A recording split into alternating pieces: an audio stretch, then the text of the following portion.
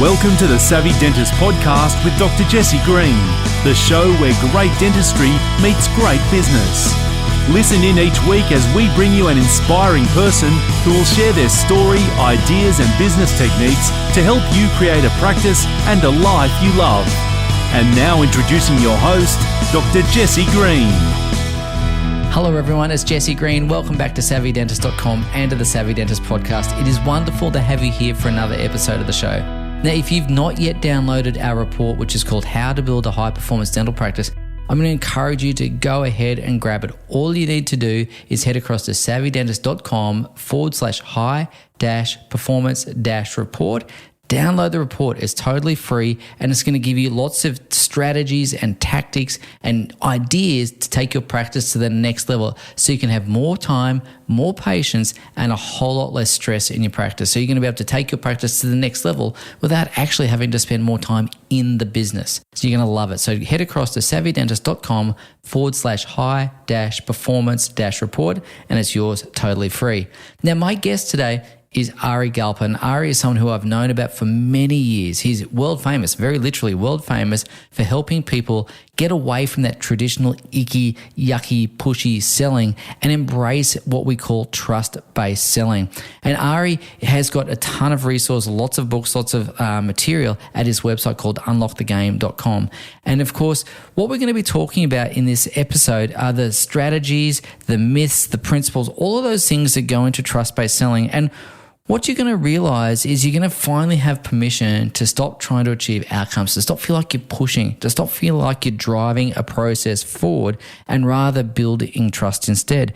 And once you've got that understood and embedded, you're going to feel this incredible sense of relief because all you really need to be is you. You just get to be your authentic self and you don't need to be anything that you're not or anyone that you're not. And that's so contrary to what traditional selling has been. And really, this is a paradigm shift. It's going to allow you to think differently about your patients. It's going to allow you to think differently about your approach to dentistry. And it's going to give you not just more patients and more treatment, it's going to give you a much greater sense of satisfaction and fulfillment. So if you want to find out more about Ari, again, head across to unlockthegame.com, or if you're interested, head across to LinkedIn and you can find him doing his live stream there, which is called Stump the Guru, where you get to ask him a question in real time and he'll answer that for you. But for now, here's Ari Galper. Ari Galper, thank you so much for taking the time to come and join us on the Savvy Dentist podcast. How's things in Sydney today, my friend? Really good, actually. Sunny outside. So far, so good. And thanks for having me, Jesse. Looking forward to it. Yeah, well, it's my pleasure. I've been following your work for many years now, and I've seen some of the circles that we've mixed in over the past few years have overlapped. So I've always been curious to get to meet you. So I'm really glad that you're here.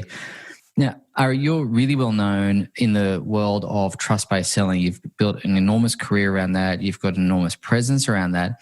And trust-based selling is not a term that many of us would have been familiar with necessarily. And I was wondering if we could just start our conversation by asking exactly what is trust-based selling as compared to traditional selling and maybe what even is selling to start with. Sure. So as most people know, when they think about the word selling, they imagine a one-way direction of communicating with someone, which is explaining, persuading, convincing, moving somebody from point A to point B.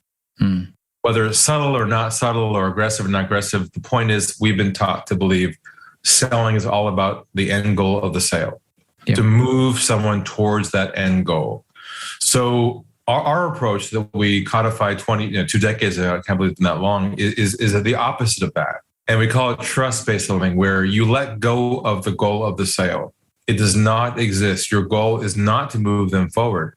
Your goal instead is to go down, not forward, and build deep trust with them, where they feel comfortable enough with you and they have this sense of, he just understands me. He gets me. Something about him, it just feels right.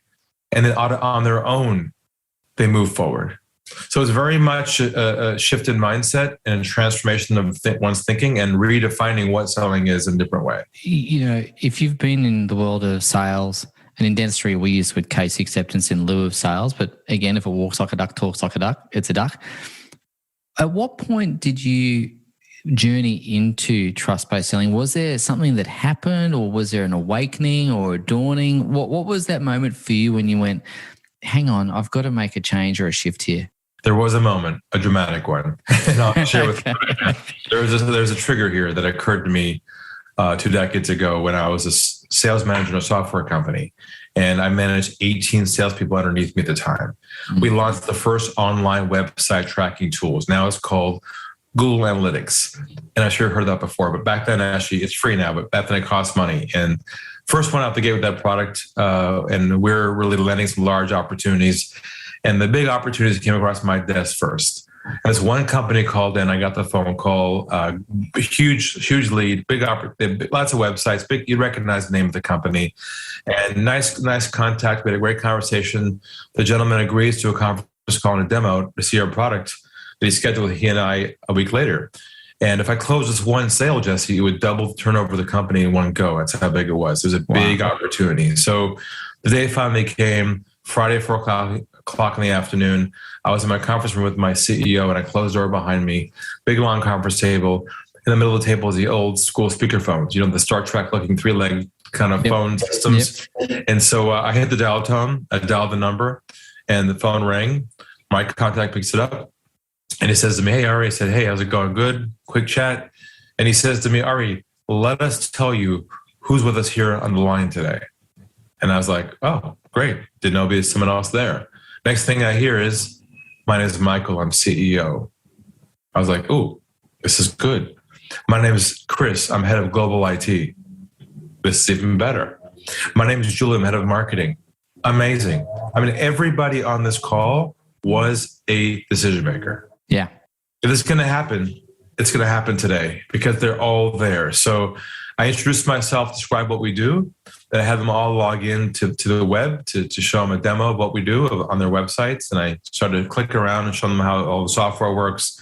And I started hearing this noise on the phone call like, wow, this is great. This is fantastic. This is amazing.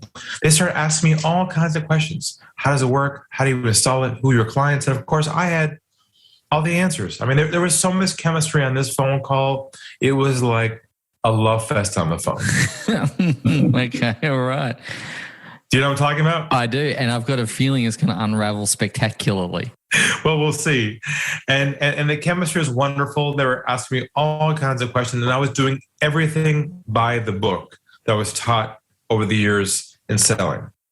Building relationships, answering objections, trial closing, being informative, educating, everything I was taught to do to create momentum.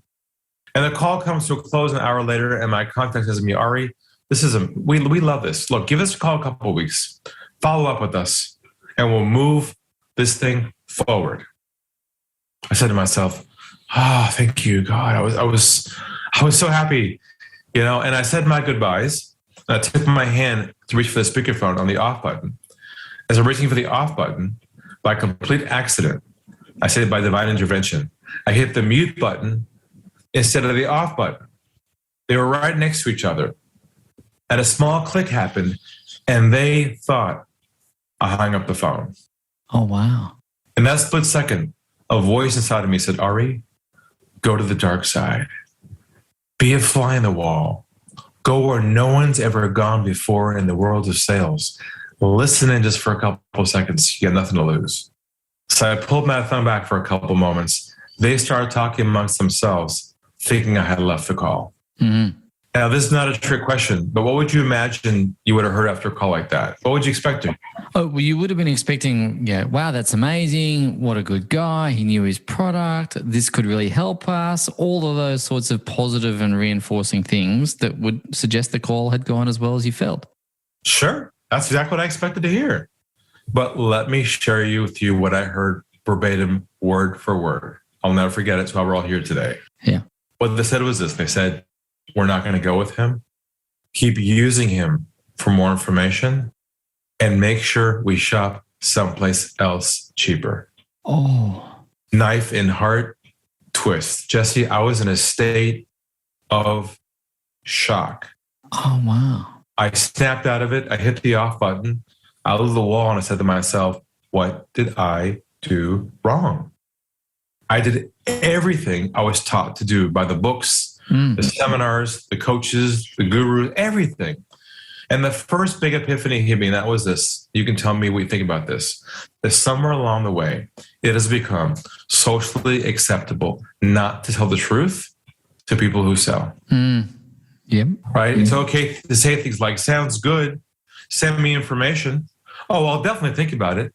Let me contemplate that without any intention of buying. I'm just thinking to myself, I've done that too. I've been on the end of that and I've done that. And I'm just having this moment of guilt as we're recording. Yeah. So that really hit me hard. I asked myself this question. Why were they afraid to tell me the truth? I would be okay if I knew the truth. Why all the games and maybe chase them? And I realized that there is a deep, invisible river of pressure that flows underneath every conversation you have with a possible client, patient, or customer. Now, you can't see it and they can't see it, but it is there. When you have something to offer, what could easily happen is you can trigger that pressure to emerge, and their guard goes up, and they feel permission to hold back from you what the truth is of what they're thinking. So all you're operating off of are what I call surface level information that really isn't the truth of what they're thinking. You end up chasing this ghost, someone who you think is interested, but never calls you back. And you ask yourself, we have so many patients, so many clients, so many customers. Why are we losing so many on the road that are not coming back? And that's the big question mark that I figure out I've solved with this concept called trust-based selling, where we invented our own mindset shift called Unlock the Game, where the concept is you rise above the sales conversation. You don't wed yourself to the end goal anymore, but you become 100% present with the other person around their issues. And if you do it in a way that builds trust, they feel comfortable telling the truth, and you both can decide together if you're a fit or not. And that became our whole shift in thinking, which of course has now impacted thousands of people in the world and my books and all that. And that's the real shift in thinking. And I can't tell you the irony of it all. Here's the irony of it all. When you let go of your goal of the sale and you focus 100% on trust with them, you double your sales. That is ironic, isn't it? So I'm curious to ask, actually, just before we move on to the next thing, I'm curious to ask what the subsequent conversation with that company went like. Great. So people ask me all the time, they say, what would you do now? What would you do if you knew what you knew now back then in that situation? And the answer to that is, well, first of all, I followed up with them. They never called me back. Yeah. But the real question is, what would I do now in that situation? The answer is this. The answer is, I never would have had the call. Still wouldn't have known up front on the first conversation what the agenda is and the truth of their situation. Yeah. Okay. And that's what we'll talk about today. Yeah. So let's talk a little bit around the trust-based selling, because, what I'm hearing is a mindset shift and huge shift in outcomes, but it requires a letting go process. It sounds very almost like a Buddhist approach to selling, doesn't it? Letting go of the outcome.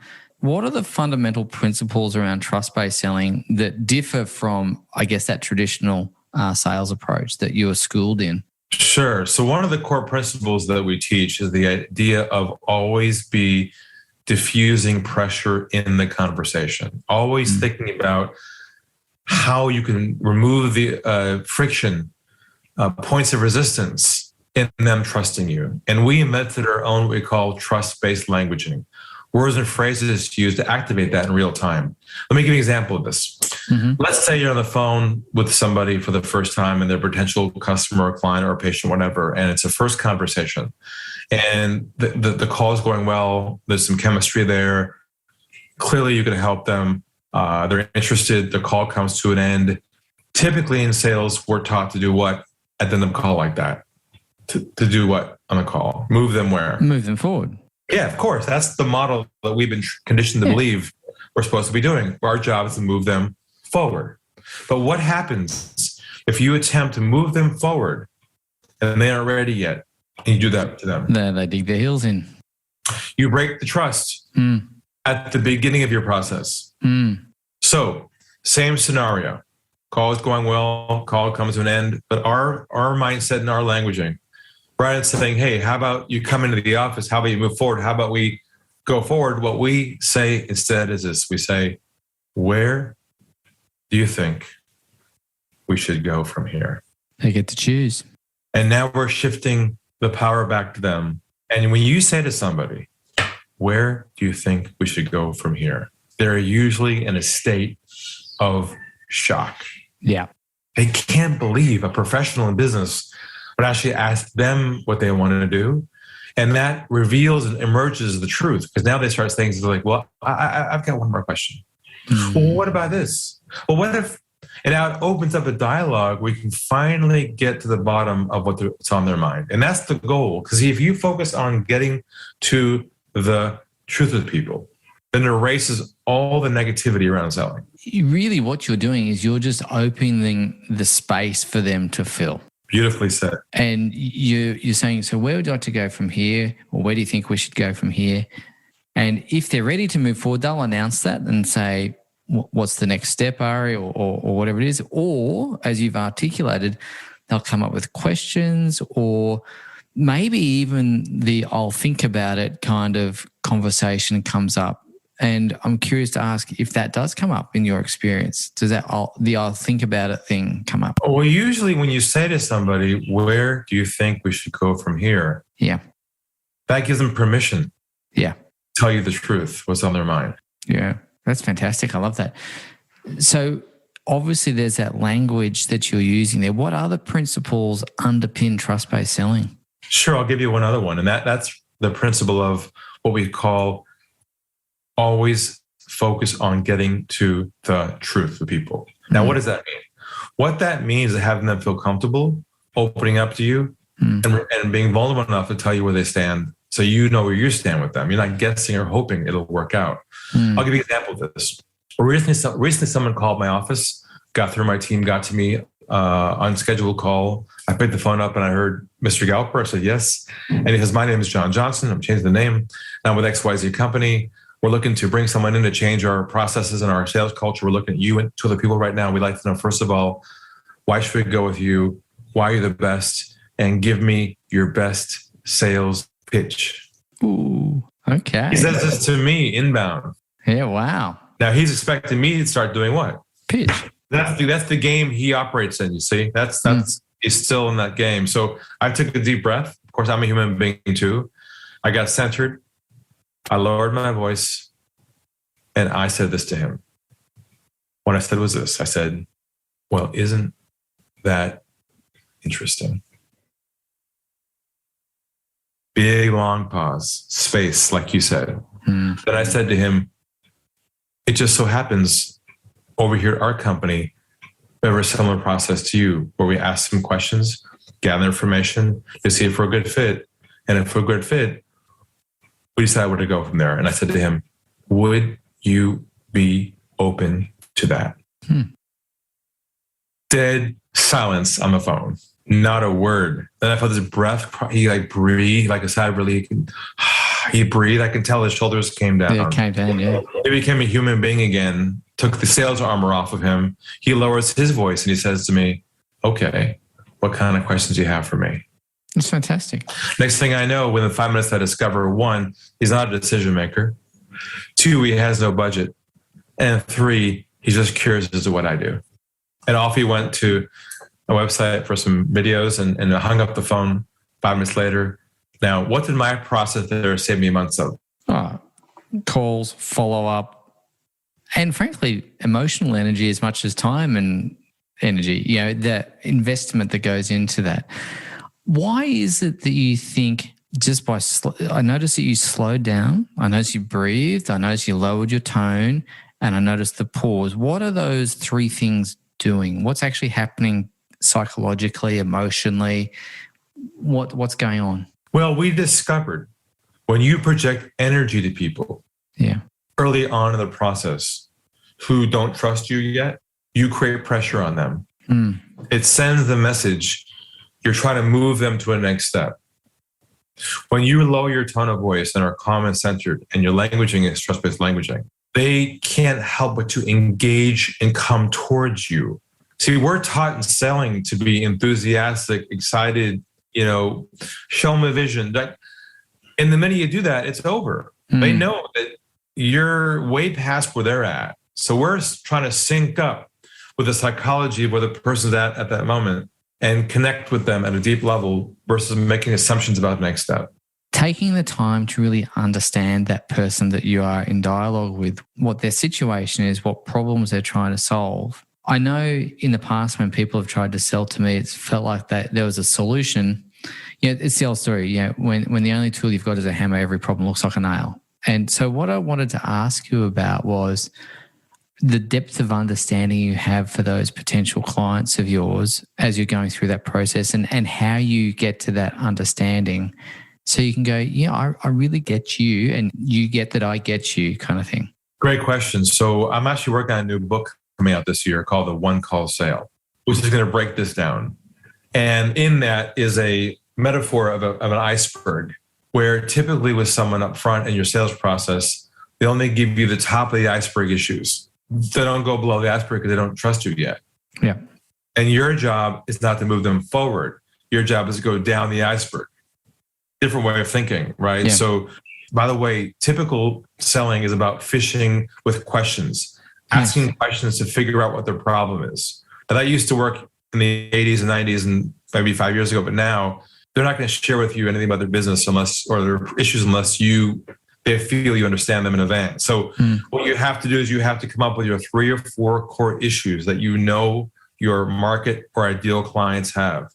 And you have to basically open up the conversation and come down the iceberg with questions and languaging that helps them peel the onion back and unpack their issues and amplify the issue to understand the gravity of it, and then see if they want to solve it or not. So a lot of this is giving them self-responsibility to see if they want to solve the issue or not. So it's not about the solution. It's about you understanding them better than they understand themselves. Because in many cases, as you probably know, customers, clients, patients, they say, I'm looking for this. And what we do is our brain goes, ooh, they're qualified. Perfect. I can help them with, oh my God, they're like perfect for me. Let me show what I got. Come over here. See, our instinct is to qualify and then move. What's missing there is trust building. See, and in many cases, they might tell you what they want, but it's not what they need. 100%. So here's my question for you, going down the iceberg. Obviously, that's a process. It's hard to ask someone to be really vulnerable with you. So it's a process of gradually moving down the iceberg. What's the first step to go beneath the waterline? Sure. Okay, great question. So let's say you're having a first call, a Zoom call, it could be with someone who could be a potential client of yours, a referral or whatever, first call. And typically on calls like that, what people in business do is they attempt to build a relationship with someone. They try and find out a social connection. How's the weather outside? How's it Brisbane? We try and find a connection to build a relationship with people. So our model is a different framework. It's more of a doctor-patient relationship, which is kind of coincidental that we're talking about your audience. But I use that same metaphor here applied to all businesses. You got to be the doctor and they're the patient. When you go see a doctor, they don't attempt to become your friend. No. What they do is they say, where does it hurt? Yeah. And you say, my shoulder hurts right here. And they said, let me take a look. Is it over here? I think we got an x-ray on you right away to make sure we understand the source of the problem so we can figure out what to prescribe to fix it, right? So there's no social friendship being created there. Yet in selling, we're taught that our job is to first build a relationship with someone. Yep. And what I discovered is relationship building and trust building are mutually exclusive. You don't have to do one to get the other because one, they don't want to become your friend. No. They just met you. And two, they only want their problem solved. Yep. Yet what do? We just add in this layer of, oh, hey, mate, how's it going? Great. So, and then now we soften everything and it gets really messy. So our model is this. You diagnose, which is a term I'm sure your audience can relate to. Yeah. You diagnose their issues at such a level of clarity that they feel the sense of relief that finally someone understands them. You don't build relationships, you deliver clarity on their issues. I totally get that. So have you heard the expression that people like to buy from those they know, like, and trust? Is that a myth? Is that only part of the truth, or is it just the trust bit of that matters most? I think that someone will eventually down the road, once they spend time getting to know you, play golf with you, have dinner with their family, sure, that might happen. If you want to wait that long, it's up to you. Yeah, well, that's exactly right. So, but if you want to compress your sales cycle to one conversation, it's trust. You might want to consider changing one's approach. How do you know when it's time to go deeper? Is it a sense? Is there a cue? I'm a pretty process-driven guy, Ari. Maybe the dentist in me likes to have sequences and steps and checklists. And I know that, dealing with humans is not quite as linear as that. There actually is a framework around this and milestones. There are you're going to love this. There's processes, flowcharts, and checkpoints. Oh, you are speaking my language. Yeah. Can you put that in a spreadsheet? Then I'll feel really happy. That's fantastic. Milestones down the iceberg that you want to ask about. Yeah. Generically, and then customize. Like things like, how long has this been a problem for? Yeah. What have you done so far to solve this? How has this impacted you by not solving it? And what's the impact of that? And here's the final one. Here's when you got to the bottom of the iceberg. Yep. You ready for this? Go for it. You're going to say this. You're going to say, is this a priority for you? Yeah. To address and solve once and for all? Or is it something you're happy to live with and address later on down the road? And I'm okay either way. Yeah. Wow. And again, you're defusing because I'm okay either way. Always take the pressure out of the conversation because it's always there. If you're not alert to it and aware of that, you'll fall into the trap of you doing the talking, selling, and you'll move too fast towards the next step. So if you take the pressure away and someone does say to you, you know what, Ari, thank you for saying that, or words to that effect, I actually am okay living with it for a period of time and then I'll come back and sort that out. Obviously, we want to compress our sales cycle. I totally understand that. Those people that you've taken the pressure off and they've appreciated that, I guess you're creating space for them to come back to you when the time is right. Is that fair? If it's not a priority to solve now, it's not a priority. Disengage. Yeah. Let them go. Drop them in your funnel somewhere and let them marinate for a while and let's just hope they come back one day, but I wouldn't count on it. Here's what I'd like to ask you, Ari, the relationship between marketing and sales, because we've spoken about, and you're writing a book on one-step selling, which again, I think is amazing. You said earlier that oftentimes in a sales conversation, we're sticking above the iceberg and we want to get below the iceberg. What are you doing before that one-step sale that allows you to get below the iceberg? Is it marketing? Is it trust building with information? Is it credibility? I mean, I want to understand the difference between credibility and trust in a minute. That's probably two different things. But can we just talk about what's happening pre that call, that one call? Sure.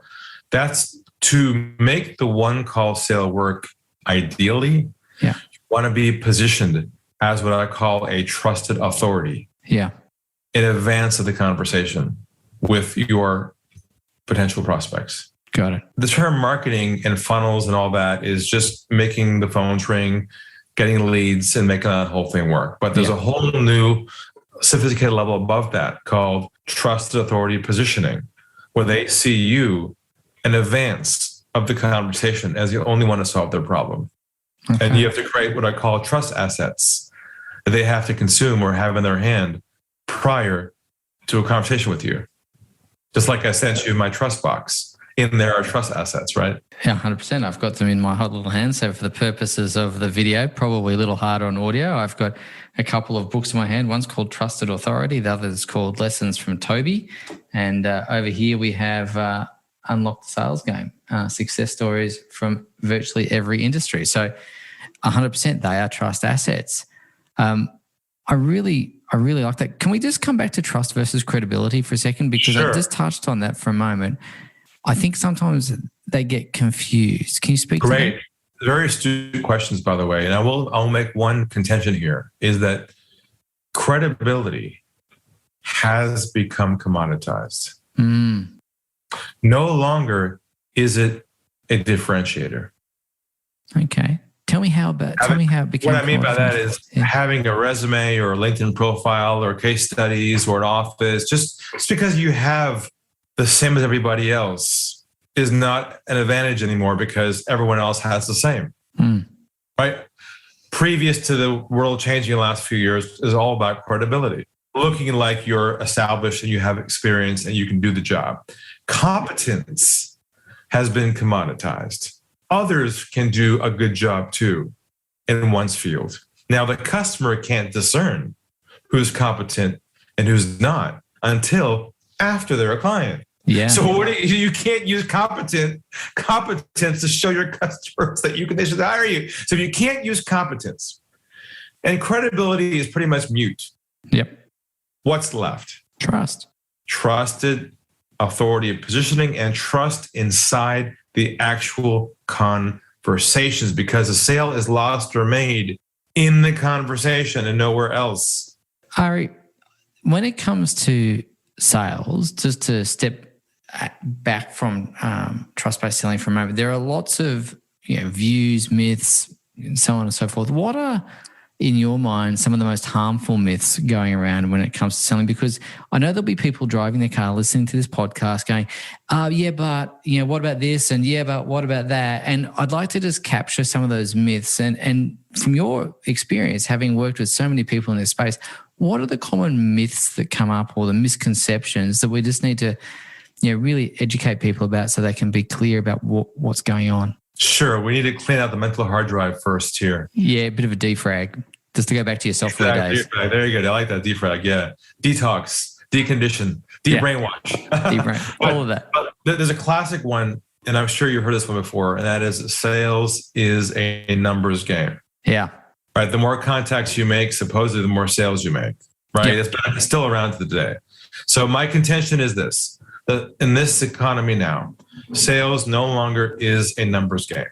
Instead, it's about how deep you go on each conversation. How good you are at trust building, not how good you are at how many contacts you make or how many contacts you have or how big your network is. Yep. The second myth is the idea that the sale is lost at the end of the process. And I'm sure you've been there before where you had a deal pending that all looked great, that all boxes ticked at the end, just kind of like fell through. You're like, well, what happened? They were like perfect for us. Doesn't make sense.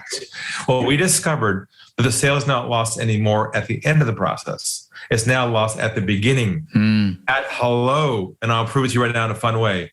If someone calls your office tomorrow morning and you pick the phone and you hear, hi, my name is, I'm with, we are a, what goes through your mind in about 3 seconds? Oh, they're going to sell me something. It's over at hello. And I'm not suggesting that your audience does outbound calls, but I'll make the case that they're losing the opportunities at the beginning of their process and not the end. I absolutely agree with you. And interestingly on that, yes, it's unlikely the dentists tend to make a lot of outbound sales calls, but we get a lot of inbound calls and we can lose the sale there at the beginning too. So I think you're absolutely spot on. And I'm curious to ask what the remedy is. Well, the remedy is to elevate the skill level of the person taking that call. Yeah. To rise above the conversation. To redirect the conversation to a place that's better for both people. Yeah. Where you build trust with them right at hello immediately with languaging in our process so you don't get caught up in being shopped. Because see, usually inbound calls is someone shopping for something. Yes. They think they're walking into a Westfield mall, going to the window shops and looking different, looking around. I'm just calling to investigate. I am not looking to. But in our world, they think they're going to a shopping mall, but instead they're going to our clinic. Yeah. Or we're the doctor, we're diagnosing their problem, and they say to themselves, oh my God, how'd I get here? Yeah. Yeah. In a fun way. So, Ari, when it comes to trust-based selling, are there any other myths or principles you think dentists need to be aware of as they're going through, this, thinking about how they can be better at this process? What else should they be considering? Well, there's also this notion of rejection, that the rejection is part of the game of business. You have to accept no's. You have to accept people not agreeing with you, and just take the hit. Yeah. We've discovered that rejection actually is triggered by certain things you do unconsciously that causes the other person to put their guard up. For instance, a lot of professionals in business do this subconscious behavior unknowingly in their sales process and wonder why they reject. You know what that behavior is? What's that? It's called free consulting. Oh, yeah. Yeah. Especially professionals who are experts. They have a tendency to want to educate and over-deliver as proof that they're competent. And the problem with free consulting is, as you know, usually when you give people information like that, they want to go back and think about it. They don't want to decide yes or no. And that starts the whole chasing process. We have a dysfunctional model of chasing people, hoping they'll call you back. Yeah. And then following up with them after that. In fact, I'll ask your listeners now to remove one key phrase forever as of today from the vocabulary, never used again. And here it is. I'm going to ask you never again to use the phrase follow up ever again as of today with somebody on email or over the phone. Okay. What's the only industry in the world that uses the word follow up? Sales. Hi, I'm calling to follow up on our... The minute you use that phrase, it's over. Yeah. They connect you to the stereotype. There's also a few more classic ones. Remember from the old days, checking in, touching base. All those have to be removed from your vocabulary, even on emails. Hi, I'm writing you to follow up on our last consultation. No, stop using sales languaging. Here's what you say instead. I'm giving you a call, giving you a ring to see if you have any feedback on our previous conversation, any feedback on our last meeting, any feedback on the report I sent you. See, feedback's going where? Not forward, it's going reverse, away from the pressure. Yeah. When you take the pressure out of the process, they gravitate towards you. Yeah, wow. I love that. It's subtle, but it's so powerful. And I think what I'm understanding from this conversation, Ari, is there's lots of nuance. Yes. And it's not a sledgehammer approach. We're not cracking nuts. We are being really mindful of the person we're interacting with. We're taking the pressure out of every situation. We're creating that space for them to step into rather than us stepping into it, hoping to meet them. Let me boil this down for you. Yeah. They have to feel that you actually care about them. And they're not going to feel that way if you're in sales mode. That's really powerful. Ladies and gents, if you get nothing else out of this conversation, I'd really ask you to go back and listen to that last 30 seconds over and over and over again, because you really want people to know that you care and to feel that you care about them. And I think that's going to be key. What's that great saying, Ari? People don't care how much you know until they know how much you care. And that, if you reverse that, the funny thing is, as professionals, we think they want to hear about us and our solution to be credible. But the reality is they really don't care about your solution. What they care about is if you're the one to solve their problem or not. But we think they want to know about what we have. Let me explain to you how it works. They're not really interested in how you solve it. Honestly, that's your world, not theirs. All they want to know is, can I trust you to do this right? There is so many pearls of wisdom, Ari. Honestly, this is like a pearl farm, just, wisdom going everywhere. Fantastic. What I'd really like to just round out our conversation with, Ari, is, as people want to know more about you, they can visit unlockthegame.com. But if you were to leave our audience with a couple of extra pearls of wisdom or insights or thoughts or things that you think just, I wish someone had told me that earlier, those kind of things, what would be one or two things that you think would really benefit our audience just to, take away with them and to ponder or to think about or to indeed use in their day-to-day work? So one of the books I sent you is called Lessons from Toby. That's about my son, Toby. When he was born, we were told about a day after he was born that he had Down syndrome. And at first, we didn't know what that meant to our lives. Then we realized we had a gift on our hands. And if you know somebody who has Down syndrome, you know they're beautiful people. They have no hidden agenda. They're full of love. They're transparent. And he influenced me so much. And it's all inside my work right now because of his influence on me. I wrote a book about him. And I learned that he's the role model that we have to become, because he has no agenda, hidden agenda with people, is full of love, and people connect with him. And why it's hard for us to do what he does so naturally. And he's kind of our hero in our business, and everyone's got the book at their bedside, and I think that's the real lesson for me, and hopefully those listening, is that we have to realize we have to let go of our own agenda in order to bridge the trust gap. I really, really appreciate that. And I love it because it is actually so counterintuitive to what we've been thinking about, taught before, that it is really wonderful. Firstly, thank you for sending me a copy of the book. I've enjoyed it a great deal. And ladies and gents, if you want to get a copy of these books, I'd really encourage you to head across to Ari's website. Ari, where else can they get these books if they want to get a copy? Basically go mainly to the website? Yeah, just go to unlockthegame.com, just like it sounds. Pick them up there if you like. And I mentioned to you earlier, I do a live streaming show once a month on LinkedIn called Stump the Guru, where they can jump on, bring me a scenario, and ask me a live question in front of an audience there. And if you're open to addressing the blockage that you might have right now at the sales level of your business, then to me, this is the most natural way to remove the old frameworks and conditioning and be your natural self again, be authentic. I think that's the key, isn't it? Because one of the things that when people get into business, and I run a consulting business, and I know you do too, and one of the things that I think people intuitively get worried about is, do I have to be something I'm not? Or do I have to turn into something I don't want to be? And the short answer is no. We want you to be you, to be authentically you. Well, what happens is we bring what I call sales armor to work.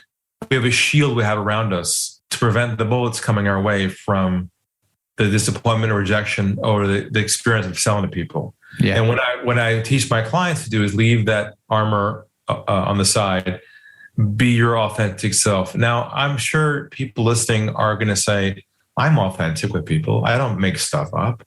I'm not questioning your integrity or how authentic you are. What I'm suggesting is if people don't trust you at hello, something you're doing unconsciously that's making that happen. One of the things in dentistry we talk about there as well is just taking time with our patients, not trying to cycle them through and churn them through, and really, really taking the time to understand, to go down the iceberg, the dental version of the iceberg at least, right?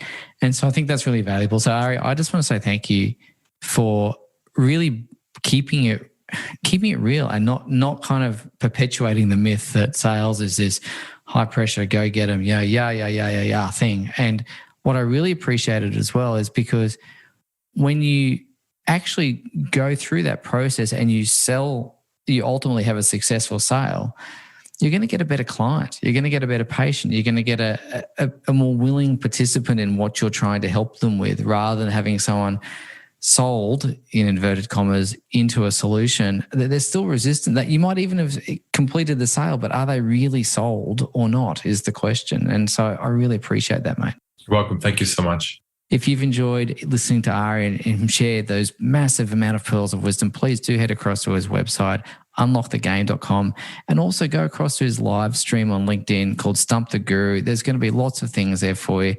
Do grab a copy of the books. I've found them really wonderful and really helpful, and I'm sure you will too. So, Ari, once again, thanks so much for coming onto our program today. It's been wonderful to meet you at last and really understand what you do at a deeper level. Thank you, Jesse. Thank you for listening to the Savvy Dentist podcast. For more episodes, go to drjessegreen.com/savvydentist. And to discover how to build a high-performance dental practice, visit drjessegreen.com and download the free report.